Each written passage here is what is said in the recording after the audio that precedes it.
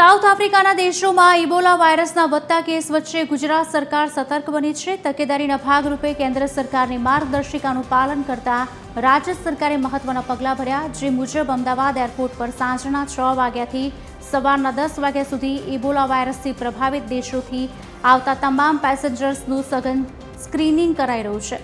મહત્વનું છે કે હાલ ભારત કે ગુજરાતમાં ઇબોલા વાયરસનો એક પણ કેસ નોંધાયો નથી, પરંતુ સાવચેતીના ભાગરૂપે આરોગ્ય વિભાગે મહત્વના પગલાં ભર્યા છે। અમદાવાદ સિવિલ હોસ્પિટલમાં 32 બેડ અને સુરત સિવિલ હોસ્પિટલ ખાતે 10 બેડની હોસ્પિટલ કાર્યરત કરવામાં આવી છે।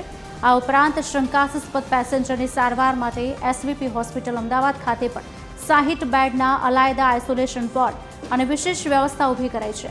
જો કોઈ મુસાફર શંકાસ્પદ જણાશે તો તાત્કાલિક તેની સારવાર શરૂ કરી શકાય તેવી રાજ્ય સરકારની પૂરી તૈયારી છે।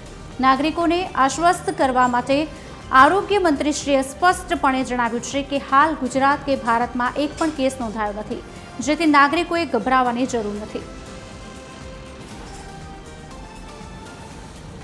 સાંજના 6 થી સવારના 10 સુધી અમદાવાદ એરપોર્ટ પર તમામ પેસેન્જર ત્યાંથી આવે છે એનું સ્ક્રીનિંગ કરવામાં આવે છે।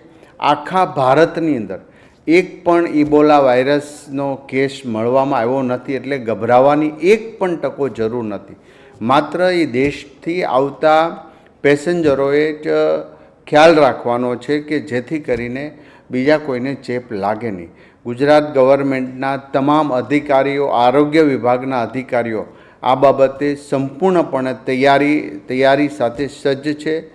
અમદાવાદ સિવિલ અને સુરત સિવિલમાં અલાયદી વ્યવસ્થા પણ કરવામાં આવી છે, પણ એની કોઈ જરૂરિયાત પડશે નહીં એવી આપણે આશા રાખીએ છીએ।